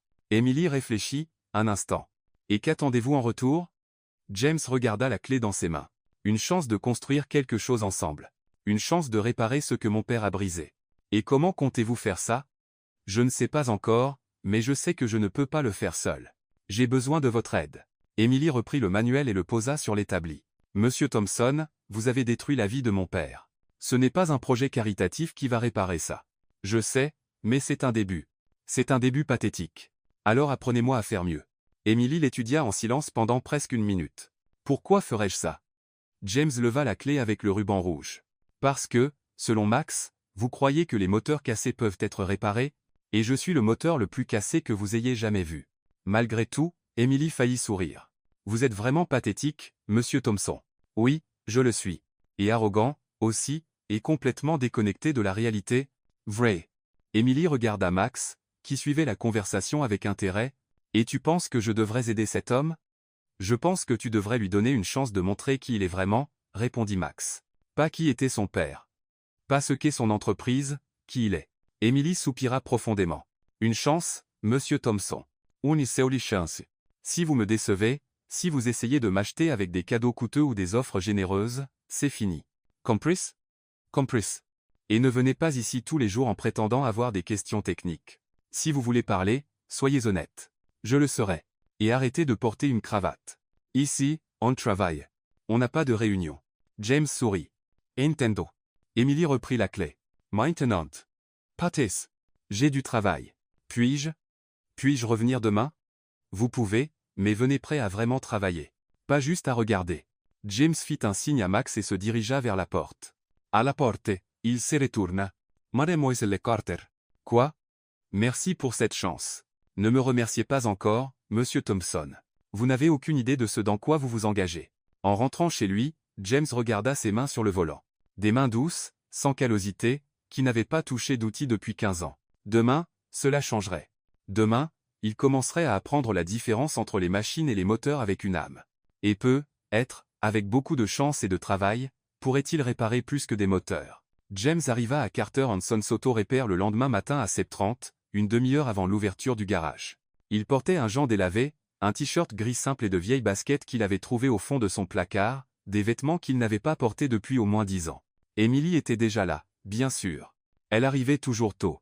Elle organisait des outils sur l'établi principal avec une tasse de café fumant à côté. « Bonjour, mademoiselle Carter », dit-il, essayant de sembler décontracté. « Monsieur Thompson », elle le détailla de haut en bas. « Au moins aujourd'hui, vous n'avez pas l'air d'aller à une réunion d'affaires. J'ai pensé que ce serait plus approprié. C'est un début. » Emily finit d'organiser les outils et se tourna vers lui. « Avant de commencer quoi que ce soit, j'ai besoin de savoir une chose. Quand avez-vous vraiment travaillé de vos mains pour la dernière fois? Et je ne parle pas de visser quelques boulons pendant 5 minutes pour impressionner les visiteurs à l'usine. » James réfléchit un instant. Probablement à l'université. J'avais un cours pratique sur les moteurs en 2e année. C'était il y a combien de temps? 15 ans. Emily secoua la tête. 15 ans. Monsieur Thompson, vous dirigez une entreprise de moteurs depuis une décennie et vous n'avez pas travaillé sur un moteur depuis 15 ans. J'ai d'autres responsabilités. Binzoua. Elle prit une gorgée de café. D'accord, voyons si vous vous souvenez de quelque chose. Emily marcha vers un coin de l'atelier où plusieurs pièces de moteur étaient étalées sur une bâche bleue, pistons, soupapes, vilebrequins, culasses, tous propres et organisés, mais clairement démontés. C'était le moteur d'une Mustang de 1965 arrivé le mois dernier, expliqua-t-elle. Le propriétaire a abandonné l'idée de le réparer parce qu'il pensait que ce serait trop cher. J'ai acheté les pièces. James se pencha pour examiner les composants. Il est en bon état. Pour quelqu'un qui n'a pas touché un moteur depuis 15 ans, vous semblez bien sûr de vous. La théorie, vous vous souvenez? Oh, oui, la théorie. Emily sourit d'une manière qui n'était pas vraiment amicale. Voyons votre théorie en pratique. Nous allons reconstruire ce moteur ensemble. Vraiment, monsieur Thompson? Vous avez dit que vous vouliez construire quelque chose avec moi. C'est votre test. Si nous réussissons à faire tourner ce moteur, peut-être prouverez-vous que vous voulez vraiment réparer les choses entre votre famille et la mienne. James regarda les pièces sur le sol. Il y avait beaucoup de composants, beaucoup de vis, beaucoup d'occasions de se tromper. Et si je casse quelque chose? Alors, vous découvrirez si vous avez vraiment assez d'argent pour payer les dégâts. À ce moment-là, Max revint de l'école avec son sac à dos. « Salut, Emily. »« Salut, monsieur Thompson » cria-t-il, courant vers eux. « Vous allez construire un moteur? »« On va essayer, » répondit Emily. « Je peux aider? Tu à l'école, mais je peux venir ici à l'heure du déjeuner et après les cours. Tu peux, mais maintenant, va étudier. » Max s'enfuit, visiblement excité à l'idée de regarder James lutter avec les outils. Emily prit un manuel technique et le posa sur une table improvisée faite d'une boîte. « D'abord, révisons la théorie. Montrez-moi que vous vous souvenez au moins comment un moteur fonctionne. » James étudia le schéma dans le manuel et commença à expliquer le cycle à 4 temps. Admission, compression, combustion, échappement. Emily écouta en silence, posant occasionnellement des questions techniques plus détaillées. « Votre théorie est correcte, dit-elle enfin. Maintenant, voyons si vos mains peuvent suivre votre tête. » Ils commencèrent avec le bloc moteur. Emily montra à James comment vérifier si les surfaces étaient propres et planes, comment appliquer du joint d'étanchéité, comment placer les pièces dans le bon ordre. James essaya de suivre les instructions, mais ses mains ne coopéraient pas.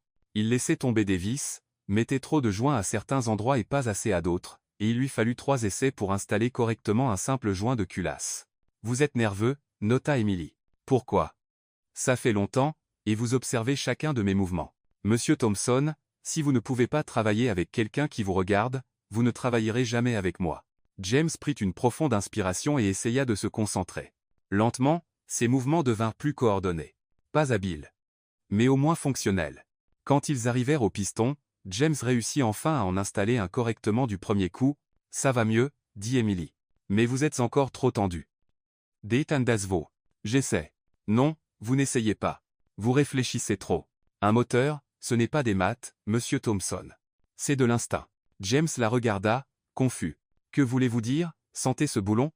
Elle prit sa main et la posa sur un boulon qu'il essayait de serrer. Sentez la résistance. Quand s'arrête-t-il de tourner facilement? Je le sens. C'est le point. Vous n'avez pas besoin d'une clé dynamométrique pour savoir quand c'est assez serré, votre main le sait. Et si je serre trop? Alors vous apprenez à ne pas trop serrer la prochaine fois. James essaya de suivre sa philosophie. Au lieu de calculer mentalement la force, il essaya de sentir ce que le boulon lui disait. Cela fonctionna mieux qu'il ne l'espérait. Vous commencez à comprendre, dit Emily, le regardant travailler. Ils passèrent toute la matinée à assembler le moteur. Emily était une enseignante stricte mais juste. Elle corrigeait les erreurs de James sans l'embarrasser, mais n'acceptait pas non plus un travail bâclé. Encore, dit-elle quand James tenta d'installer une soupape sans vérifier si la surface était parfaitement propre. Mais c'est presque propre. Presque, ça ne compte pas. Encore. James retira la soupape, nettoya tout à nouveau et la réinstalla. Cette fois, c'était parfait. Mieux, dit Emily. À l'heure du déjeuner, Max arriva comme promis, apportant des sandwichs pour eux trois. Comment ça va? Demanda-t-il, s'asseyant par terre à côté d'eux. Ton ami ici connaît la théorie mais a des mains de bureau, dit Emily, mordant dans son sandwich. James rit. Merci pour l'encouragement. C'est vrai, insista Emily, mais elle souriait. Tu penses trop. Tu veux tout calculer. Les moteurs ne fonctionnent pas comme ça. Comment fonctionnent-ils alors? Tu leur parles. Tu écoutes ce dont ils ont besoin, tu sens où est le problème. Les moteurs ne parlent pas, mademoiselle Carter. Si, ils parlent. Tu n'as juste pas encore appris leur langage. Max rit. Emily a raison. Je l'ai vu parler aux moteurs. Parfois, ils répondent. Ce n'est pas fou, dit Emily. Sérieusement. C'est l'expérience. Quand tu travailles avec des moteurs pendant 20 ans, tu apprends à reconnaître chaque son, chaque vibration, chaque signe qu'ils donnent. James regarda ses mains tachées de graisse, avec de petites coupures et des callosités dues à des années de travail. Tu aimes ça, n'est-ce pas? Le travail manuel. J'aime le sentiment de réparer quelque chose qui était cassé. Donner une nouvelle vie à quelque chose que tout le monde pensait être de la ferraille. C'est satisfaisant? Plus que n'importe quelle réunion d'entreprise que tu as eue, je parie. James ne pouvait pas contredire. Dans l'après-midi, quand Max revint de l'école, il finissait l'assemblage. Le moteur était presque terminé. Juste quelques ajustements finaux et les systèmes électriques à connecter. Puis-je le démarrer? Demanda James. Pas encore. D'abord, nous devons tout vérifier. 2 fois. Emily le guida à travers une inspection minutieuse. Ils vérifièrent que tous les boulons étaient correctement serrés, que toutes les connexions étaient sécurisées et que tous les fluides étaient au bon niveau. Maintenant, tu peux essayer, dit-elle enfin. James tourna la clé de contact. Le moteur toussa une fois, fit un bruit étrange et s'éteignit. C'était quoi ça? Demanda-t-il, inquiet. Calme-toi. Le premier essai fonctionne rarement. Emily ouvrit le capot et vérifia quelques connexions. Ici, ce tuyau était desserré. Au deuxième essai, le moteur démarra. Ce n'était pas un rugissement parfait, mais il tournait. On l'a fait. Cria Max, sautant de joie. James sourit, étrangement ému. Ce n'était qu'un vieux moteur, mais c'était quelque chose qu'il avait construit de ses propres mains pour la première fois en 15 ans. Comment te sens-tu? Demanda Emily. Bien. Vraiment bien, en fait. Différent de signer des contrats? Complètement différent. Emily coupa le moteur et ferma le capot. Monsieur Thompson, nous avons encore beaucoup de travail devant nous. Ce moteur tourne, mais il n'est pas parfait. Il aura besoin d'ajustements et d'améliorations, comme notre situation. Exactement. Elle le regarda droit dans les yeux. Aujourd'hui, tu as prouvé que tu pouvais te salir les mains. Tu peux écouter les instructions et suivre les directions. C'est un début. Seulement un début, monsieur Thompson. Tu as été loin des vrais moteurs pendant 15 ans. Le travail d'une journée ne compensera pas ça. Mais aujourd'hui, tu as montré que tu avais du potentiel si tu veux continuer à apprendre. James regarda ses mains tachées de graisse, les outils éparpillés autour du moteur qu'ils avaient construit ensemble. Je veux continuer, même en sachant que ça va être dur, que je ne serai pas indulgent avec toi. Surtout à cause de ça. Emily sourit, le premier vrai sourire qu'elle lui avait donné. Alors, nous serons de retour demain. Nous réglerons ce moteur jusqu'à ce qu'il chante. Et après ça, eh bien, nous verrons si tu as vraiment appris quelque chose sur les moteurs avec une âme. Pendant qu'il nettoyait les outils, Max s'approcha de James. Monsieur Thompson, puis-je vous demander quelque chose? Bien sûr. Pourquoi voulez-vous tellement impressionner Emily? James arrêta de nettoyer la clé qu'il tenait. Ce n'est pas à propos d'impressionner, Max, c'est C'est réparer quelque chose qui était cassé. Le moteur, entre autres choses. Max hocha la tête comme s'il comprenait parfaitement. Comme disait toujours mon père. Les meilleures choses dans la vie doivent être construites lentement avec patience. Ton père était un homme sage. Il l'était. Je pense que vous deux serez amis. Amis? Toi et Emily? Après avoir fini de vous réparer l'un l'autre?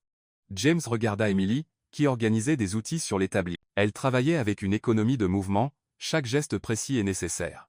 Il y avait une grâce dans son habileté qu'il n'avait jamais remarquée chez quelqu'un d'autre. Je l'espère, Max. Ça viendra.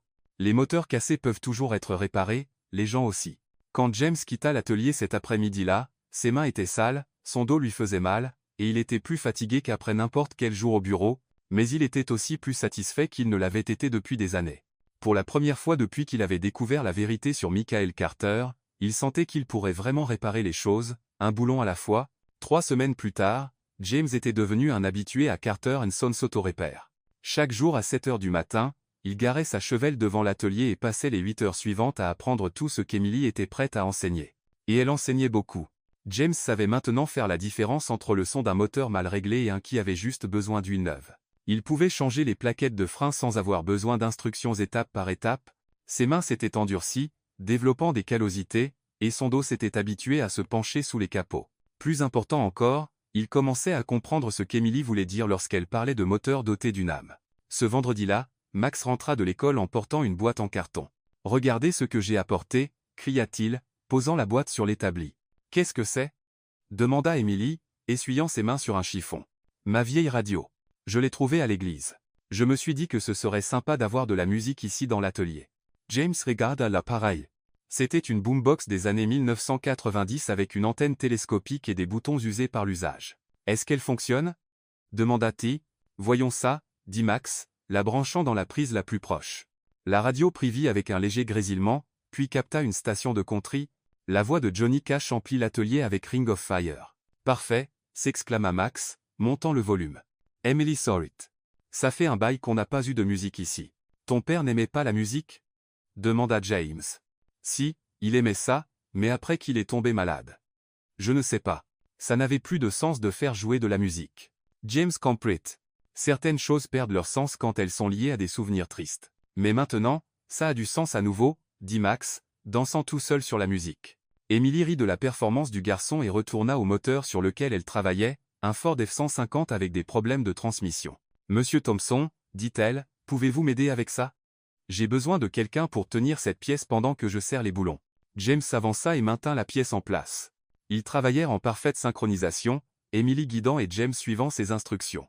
La musique country créait une atmosphère détendue que James n'avait jamais connue dans un cadre de travail auparavant. « Vous savez, dit-il, observant Emily travailler, je n'ai jamais pensé que le travail pouvait être amusant. Amusant, relaxant, satisfaisant, je ne sais pas, différent. » Emily arrêta ce qu'elle faisait et le regarda. « Monsieur Thompson, à quoi ressemblait votre travail avant? » Des réunions. Beaucoup de réunions. Analyse de rapports, approbation de budget, conférences avec des investisseurs. Ça a l'air ennuyeux. Ça l'était, mais je pensais que c'était important. Et maintenant? James réfléchit un instant. Maintenant, je réalise qu'il y a une différence entre un travail important et un travail qui a du sens. Emily sourit et retourna à la transmission. Ils travaillèrent en silence pendant quelques minutes, écoutant la musique et riant occasionnellement des commentaires de Max. Il s'était autoproclamé DJ officiel de l'atelier. C'est alors que James remarqua l'enseigne de l'atelier. L'enseigne à l'entrée du bâtiment était délavée, avec certaines lettres qui s'écaillaient. Carter & Sons Auto Repair était encore lisible, mais à peine. « Cette enseigne a besoin d'un nouveau coup de peinture, » dit-il. Emily Suvet son regard. « Je sais. Ça fait environ 2 ans que c'est sur ma liste de choses à faire. Pourquoi ne l'as-tu pas encore fait?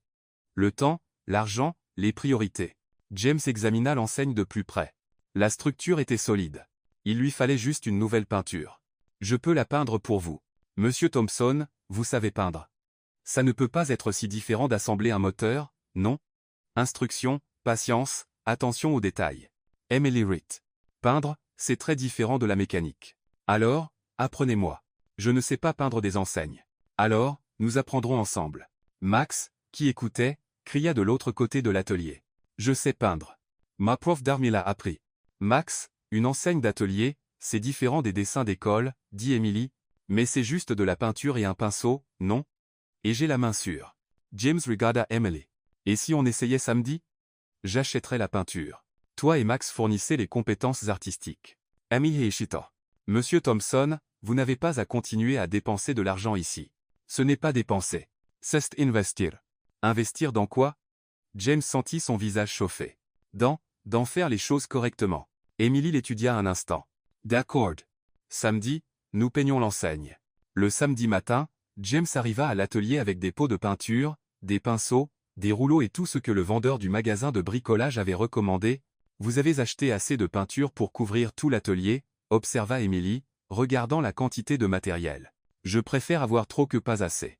Max était déjà là, portant un vieux t-shirt et les mains couvertes de peinture bleue. J'ai déjà commencé, cria-t-il, montrant une planche en bois où il avait peint Carter & Son sans lettres maladroite mais enthousiaste. Max, ce n'est pas l'enseigne de l'atelier, dit Emily. Je sais. Je m'entraîne. James rit de l'enthousiasme du garçon et commença à préparer la vraie enseigne pour la peinture. Emily l'aida à poncer la surface et à appliquer une sous-couche. Vous ne savez vraiment pas peindre, dit-elle, regardant James lutter avec le pinceau. J'apprends. Vous faites un désastre. Ça fait partie du processus d'apprentissage. Emily prit un autre pinceau et commença à peindre à côté de lui. Ses mouvements étaient beaucoup plus assurés, même si elle n'avait pas d'expérience avec les enseignes. Comment faites-vous pour que ça paraisse si facile? Demanda James. Comme avec les moteurs. Patience et instinct. Ils travaillèrent côte à côte toute la matinée. Max agissait comme assistant officiel, passant les pinceaux, mélangeant les couleurs et donnant des suggestions artistiques, qui n'étaient pas toujours pratiques. Et si on faisait les lettres en vert? Suggéra-t-elle. Pourquoi vert? Demanda Emily. Je ne sais pas. Le vert, c'est sympa. On reste sur le bleu, dit James. Ça va avec le reste de l'atelier. Alors que l'enseigne prenait forme, James ressentit la même satisfaction qu'il avait eue en assemblant le moteur quelques semaines plus tôt. Il y avait quelque chose de profondément gratifiant à créer quelque chose de réel de ses propres mains. Ça rend bien, dit Emily, reculant pour admirer leur travail. Vraiment? Vraiment. Pour quelqu'un qui n'a jamais peint une enseigne, vous vous débrouillez bien. James sourit, fier du compliment. Ils finirent de peindre en fin d'après-midi. L'enseigne était bien meilleure que ce que James avait espéré. Les lettres étaient régulières, la couleur était vive, et le résultat final semblait professionnel. Ça a l'air génial, s'exclama Max, admirant leur travail. Vraiment, approuva Emily. Merci, monsieur Thompson. Tout le plaisir est pour moi. Ils commencèrent à ranger le matériel de peinture quand James remarqua qu'Emily était plus silencieuse que d'habitude. Quelque chose ne va pas? Demanda-t-il. Non, je réfléchis juste. À quoi? Emily arrêta de nettoyer le pinceau qu'elle tenait. Comme tout ça est étrange. Quoi? Tcha, vous ici, à aider avec des choses qui n'ont rien à voir avec votre entreprise. Peindre des enseignes, assembler des moteurs, me passer des outils. James ne savait pas comment répondre. C'est étrange dans le mauvais sens? Je ne sais pas encore. Max, sentant la tension, attrapa la radio et monta le volume. Une chanson plus vive commença à jouer. Vous êtes trop sérieux tous les deux, dit-il. On vient de faire du bon travail.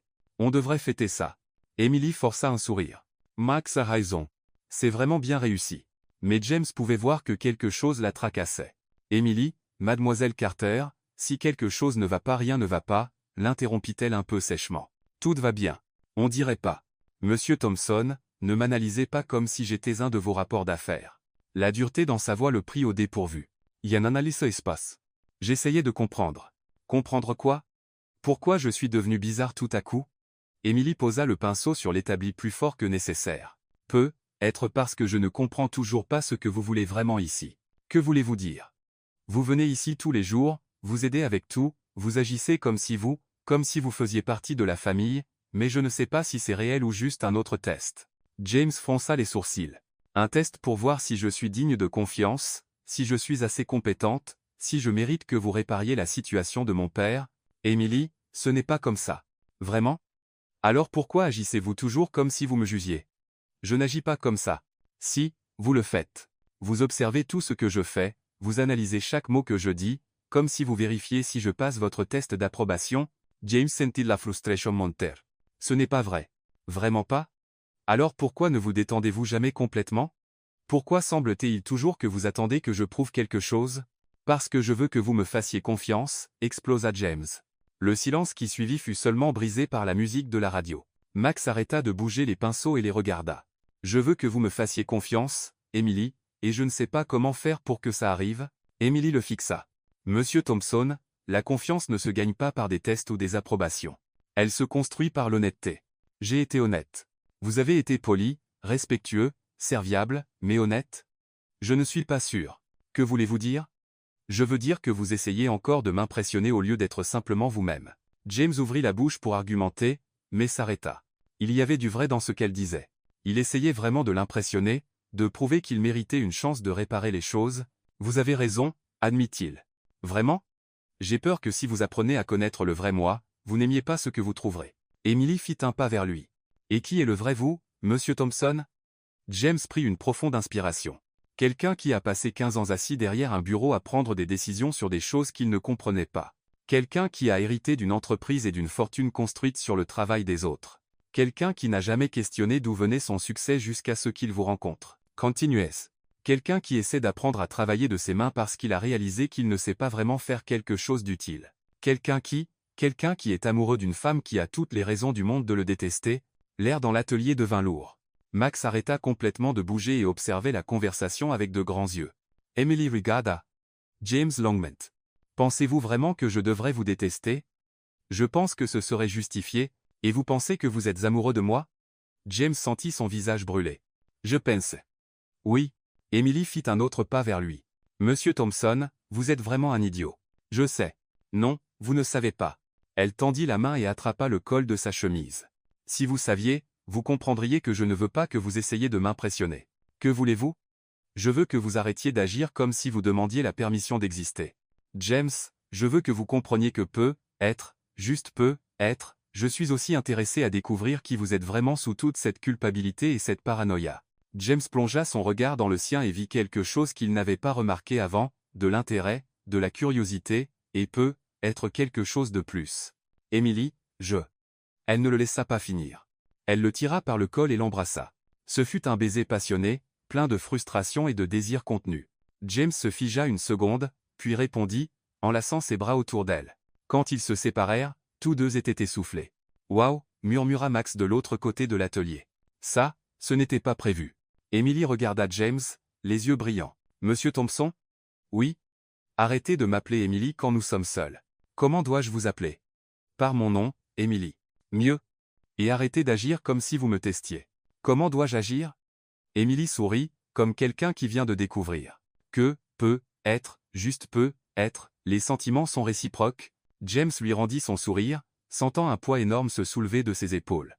Max, cria Emily sans détourner les yeux de James. Peux-tu monter la musique? Je pense qu'on va avoir besoin d'une bande-son pour ce qui va suivre. Max courut vers la radio, souriant de toutes ses dents. Enfin, cria-t-il. Je savais que vous deux alliez vous entendre. Et tandis que la musique country emplissait l'atelier, James comprit enfin ce qu'Emily voulait dire à propos des choses qui ont une âme. Certaines choses ne peuvent pas être analysées ou testées. Elles ne peuvent qu'être ressenties. 2 semaines après le baiser, James arriva à l'atelier avec un dossier en cuir sous le bras et un sourire nerveux sur le visage. Emily ajustait la suspension d'une Jeep Wrangler, complètement concentrée sur son travail. « Bonjour, Emily, dit-il, posant le dossier sur l'établi. « Bonjour. » Elle regarda le dossier avec suspicion. « Qu'est-ce que c'est? Une proposition? Quelque chose à quoi je pense depuis quelques semaines. » Emily arrêta ce qu'elle faisait, et essuya ses mains sur un chiffon. « Quel genre de proposition? » James prit une profonde inspiration. Il avait répété ce moment pendant des jours, mais maintenant qu'il était là, il se sentait incertain. Une école de mécanique communautaire pour des gens comme Max qui veulent apprendre mais ne peuvent pas se permettre des cours coûteux. Emily haussa un sourcil. « Et pourquoi me dites-vous ça? » « Parce que je veux que ce soit notre école. » Il ouvrit le dossier et en sortit une pile de documents organisés, des plans architecturaux, des budgets détaillés, des propositions de programmes, tous imprimés sur du papier à en-tête professionnel. « Regardez ça, » dit Emily, feuilletant les papiers. « Vous avez vraiment pensé à tout, n'est-ce pas? » Oui, nous pouvons utiliser le terrain à côté de l'atelier. Monsieur Wilson veut vendre depuis des années. Nous construirons une école d'atelier moderne avec du matériel neuf, mais en gardant l'esprit de Carter & Sons. Emily continua à lire, mais son expression s'assombrit. « Et le nom » demanda-t-elle. « Carter Motors Community Mechanic School ?»« Carter Motors. En l'honneur de votre père, et de vous. » Emily arriva à la dernière page des documents et s'arrêta. Là, il y avait le contrat de partenariat. Elle le lut une fois, puis une deuxième, fronçant les sourcils. « James, il y a une erreur ici. »« Où ? » ?»« Ici dans le contrat, il est dit que je suis cofondatrice et que vous êtes partenaire investisseur. » Ce n'est pas une erreur. Comment ça, ce n'est pas une erreur? Vous payez pour tout. C'était votre idée. James approcha d'elle. Emily, l'idée n'est venue que parce que je vous ai rencontré. Parce que j'ai appris qu'il y a une différence entre enseigner la théorie et enseigner la passion pour le travail. Vous seriez la directrice technique. Je ne serai que le financeur. James. Regardez ça. Elle pointa une clause spécifique. 50% des profits iront à un fonds de bourse pour les enfants défavorisés comme Max. Emily le regarda, incrédule. Vous êtes sérieux? Tout à fait sérieux. À ce moment-là, Max rentra de l'école avec son sac à dos et un grand sourire. Salut tout le monde. Il s'arrêta en voyant les documents éparpillés. C'est quoi tout ça? De la folie, murmura Emily. Une opportunité, corrigea James. Max s'approcha et regarda les plans architecturaux. C'est une école? Une école de mécanique, expliqua James, pour enseigner aux gens qui veulent apprendre mais ne peuvent pas se permettre des cours coûteux. Les yeux de Max s'illuminèrent. Vraiment? Je pourrais y étudier? Tu serais l'un des premiers élèves, dit James. Emily secoua la tête. James, c'est très généreux, mais je ne comprends pas pourquoi vous voulez faire ça. James s'assit sur un tabouret à proximité. Parce que votre père aurait dû être reconnu comme le génie qu'il était. Parce que des enfants comme Max méritent la même chance que j'ai eue. Et parce que je veux construire quelque chose qui a du sens. Et vous pensez que je serais une bonne directrice technique? Je pense que vous seriez la meilleure directrice technique possible. Emily regarda à nouveau le contrat, puis Max, qui étudiait les plans avec fascination. Il y a une condition, dit-elle enfin. Laquelle? Si j'accepte, vous devrez vous salir les mains tous les jours. Pas de bureau pour gérer les choses. Vous enseignerez, guiderez, travaillerez directement avec les élèves. James sourit. Je peux vivre avec ça. Et une chose de plus, Max sera notre premier conseiller étudiant. S'il dit que quelque chose ne va pas, on change. Marché conclu. Max sauta de joie. Je vais être conseiller, Emily? Ça veut dire que je peux aider à prendre des décisions? Ça veut dire que tu nous dis si on se trompe, répondit Emily, souriant. Cool. Je peux commencer maintenant? Emily regarda James une dernière fois. Vous êtes sûr de ça? C'est beaucoup d'argent, beaucoup de travail, beaucoup de risques. Emily, pour la première fois de ma vie, je suis absolument sûr de quelque chose. Elle prit un stylo sur l'établi. Alors, faisons l'histoire. Et elle signa le contrat, officialisant le partenariat qui changerait leur vie pour toujours. 6 mois après la signature du contrat de l'école, James était dans son sous-sol à 2 heures du matin, tenant une perceuse, de la sueur sur le front. Sur son établi improvisé, un écrou de moteur de 8 cm se transformait en quelque chose de complètement différent. Il avait commencé le projet 3 semaines plus tôt, travaillant en secret quand Emily n'était pas là, ponçant, polissant, ajustant, répétant. Ses mains, maintenant endurcies par tout le travail à l'atelier, maniaient les outils avec une précision qu'il n'avait pas un an auparavant. L'écrou provenait du moteur original de la Chevelle des années 1970. Lors de la révision complète de la voiture, James avait gardé la pièce, disant qu'elle avait une valeur sentimentale. Emily avait ri, le traitant de romantique incurable, si elle savait à quel point il l'était. James tint l'écrou poli à la lumière. Le métal brillait comme de l'argent, chaque surface parfaitement lisse. Au centre, là où se trouvait autrefois le trou pour le boulon, il avait serti un petit diamant qui provenait de la bague de fiançailles de sa mère. Ce n'était pas conventionnel, certainement pas traditionnel, mais c'était parfait pour Emily. Le lendemain matin, James arriva à l'atelier avec une boîte en bois poli. Emily vérifiait l'avancement de la construction de l'école à l'extérieur, observant les ouvriers installer les dernières fenêtres. « C'est magnifique », dit-elle sans détourner les yeux du bâtiment. « Tout comme la directrice technique », répondit James. Emily Ritt. « Très charmant, Monsieur Thompson. James, j'ai besoin de vous parler de quelque chose. Allez-y. Passe ici. » À l'intérieur. Elle le suivit dans l'atelier, curieuse du ton sérieux dans sa voix. Max était à l'école, ils avaient donc de l'intimité. « Qu'est-ce que c'est » demanda-t-elle. « Vous semblez différent. » James posa soigneusement la boîte sur l'établi. « Vous vous souvenez de la boîte à outils de votre père? Celle que vous m'avez montrée le premier jour? Bien sûr, celle avec F. Carter. Pourquoi? Vous avez dit qu'elle était cassée. Le loquet ne fonctionnait plus. C'est dry. Je ne pouvais pas l'ouvrir correctement. » James tourna la boîte vers elle. C'était la même boîte, mais entièrement restaurée. Le métal brillait, le loquet fonctionnait parfaitement, et le nom F.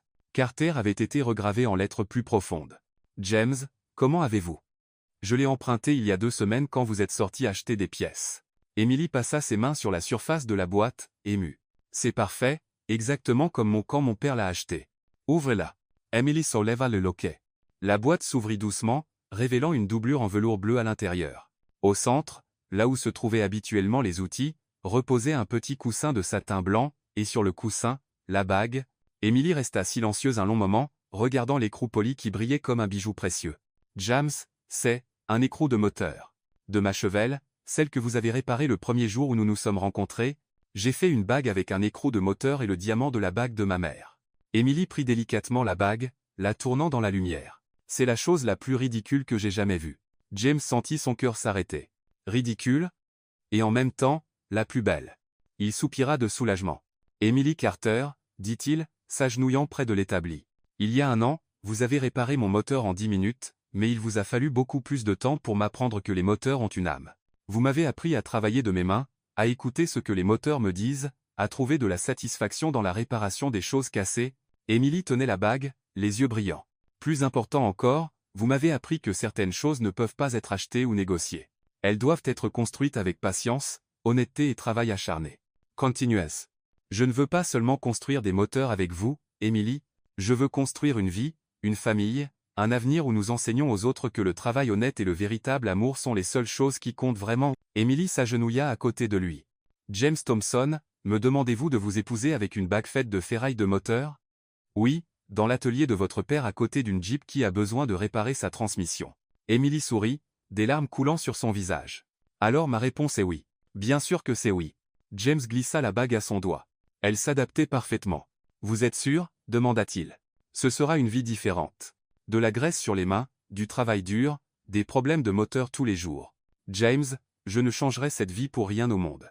Pas pour toutes les bagues traditionnelles du monde. » Ils s'embrassèrent là, sur le sol de l'atelier, avec l'odeur d'huile dans l'air et le bruit des outils en fond. Et quand Max rentra de l'école une heure plus tard, il les trouva encore enlacés, planifiant un avenir construit de leurs propres mains. « Enfin, cria-t-il. Puis-je être le témoin ? » « Tu peux, » dit Emily, montrant la bague. « Mais seulement si tu promets de ne pas pleurer à la cérémonie. »« Je promets, » mentit Max, déjà ému. Et ainsi, avec des rires et des larmes, ils commencèrent à planifier le mariage le plus inhabituel que Brentwood, Tennessee, ait jamais vu. La cour de Carter & Sons Auto Repair n'avait jamais accueilli autant de fleurs. Des guirlandes de lumière jaune étaient suspendues entre les arbres, et des chaises empruntées à l'église méthodiste formaient une allée improvisée entre les établis. C'était samedi, 10 heures du matin, et le mariage le plus inhabituel de Brentwood était sur le point de commencer. James ajusta sa combinaison bleu marine pour la 5e fois, essayant de calmer ses nerfs. Le tissu était neuf, mais la coupe était la même que celle qu'il avait appris à porter ces derniers mois. Sur la poche de poitrine, brodée en lettres dorées, on lisait cofondateur de Carter Motors. « Tu es plus nerveux que la première fois que tu as assemblé un moteur, » plaisanta George, son oncle et témoin. « Bien plus nerveux, » admit James, regardant autour de lui. Les invités formaient un mélange étrange. Des cadres de Thompson Automotive assis à côté des voisins de l'atelier. Max avait insisté pour inviter toute sa classe d'école, qui remplissait maintenant 2 rangées, chuchotant avec excitation. Le pasteur de l'église méthodiste, un homme gentil nommé Révérend Davis, organisait ses notes sur un établi couvert d'une nappe en dentelle blanche. À côté de lui, l'autel était décoré avec de vieux outils appartenant au père d'Emily, polis jusqu'à ce qu'ils brillent comme de l'argent. « La voilà !» cria Max, courant vers James. Le garçon portait un petit costume emprunté et tenait une boîte à outils miniature peinte en blanc et décorée de rubans bleus. À l'intérieur se trouvaient les alliances, toutes deux fabriquées par James selon la même méthode que l'écrou poli, mais plus petite et plus délicate. La musique commença. Ce n'était pas la marche nuptiale traditionnelle, mais Atlas d'État James, joué sur la même vieille radio que Max avait apportée des mois auparavant, et puis Emily apparut. Elle marchait seule, elle y avait tenu, portant une combinaison blanche qu'elle avait brodée elle-même de petites fleurs bleues. Ses cheveux étaient lâchés avec une simple couronne de marguerite. À ses pieds, ses bottes de travail habituelles, propres et polies. James sentit comme si on lui avait coupé le souffle. Emily était rayonnante, souriant avec un mélange de bonheur et de malice qu'il avait appris à aimer. « Respirez Ed », chuchota George à son oreille. La cérémonie fut simple et émouvante. Le révérend Davis parla de partenariats authentiques, de construire quelque chose de durable ensemble, de trouver la beauté dans les choses simples de la vie. Quand vint le moment des vœux, James sortit un morceau de papier froissé de sa poche. « Emily, » commença-t-il, la voix légèrement tremblante, « tu m'as appris que les meilleures choses dans la vie ne viennent pas toutes prêtes. Elles doivent être construites pièce par pièce avec patience et amour. » Emily sourit, les yeux brillants. « Tu m'as appris que les moteurs ont une âme, que le travail honnête est la plus grande richesse, et que parfois, la bonne personne arrive au bon moment pour réparer tout ce qui était cassé dans nos vies. » Max renifla bruyamment au premier rang. « Je promets de construire notre vie ensemble, » comme tu m'as appris à construire des moteurs, en écoutant, en ajustant, en réparant quand c'est nécessaire, et toujours, toujours avec amour. Emily essuya une larme et partagea ses propres vœux. James, tu es arrivé ici comme un homme perdu essayant d'impressionner tout le monde. Mais tu as découvert que la véritable impression vient des mains qui travaillent dur et d'un cœur honnête. Elle prit ses mains, rugueuses de tant de travail. Je promets de t'enseigner tout ce que je sais sur les moteurs et la vie, tant que tu continueras à m'apprendre qu'il n'est jamais trop tard pour recommencer. Max s'avança avec la petite boîte à outils, l'ouvrant solennellement. Les bagues brillaient à l'intérieur de la boîte doublée. Avec ces bagues, promettez-vous tous les deux de construire une vie ensemble? Demanda le révérend Davis. Oui, répondirent-ils à l'unisson. Alors, par l'autorité qui m'est donnée, et par le pouvoir du véritable amour dont nous sommes témoins ici aujourd'hui, je vous déclare maintenant mari et femme. La foule éclata en applaudissements. Max sautait de joie. Même les cadres les plus sérieux de Thomson Automotive souriaient. Maintenant, ouvrons le vrai cadeau de mariage, cria Max. James et Emily marchèrent main dans la main vers l'école nouvellement construite. Devant le bâtiment, couvert d'un tissu blanc, se trouvait le moteur qu'ils avaient construit ensemble le tout premier jour, la Mustang de 1965, maintenant montée sur un socle spécial avec une plaque dorée, premier moteur Carter, en mémoire de Michael Carter, visionnaire. Ensemble, demanda James. Emily hocha la tête. Ils tirèrent le tissu en même temps, révélant le moteur poli et brillant. James tourna la clé. Le moteur rugit à la vie, parfait et puissant. Les voisins applaudirent, les enfants acclamèrent, et la musique emplit l'air. Emily s'approcha de James et chuchota à son oreille. Maintenant, tu es un homme de parole et de moteur. James l'embrassa là, au milieu de la célébration, avec le son du moteur qu'ils avaient construit ensemble résonnant en fond. On l'a fait, dit-il. Fait quoi? Construit quelque chose qui durera pour toujours. Emily sourit, regardant autour d'elle Max dansant avec les enfants, l'école qui enseignerait à des générations de mécaniciens, le moteur ronronnant comme une promesse pour l'avenir. James Thomson, tu as enfin appris la différence entre les machines et les moteurs dotés d'une âme. Appris, oui, parce que maintenant tu sais que les meilleures choses dans la vie ne peuvent pas être achetées. Elles ne peuvent être construites qu'avec de l'amour, du travail acharné et beaucoup, beaucoup de patience. Et tandis que la fête continuait autour d'eux, James et Emily restèrent enlacés l'un contre l'autre.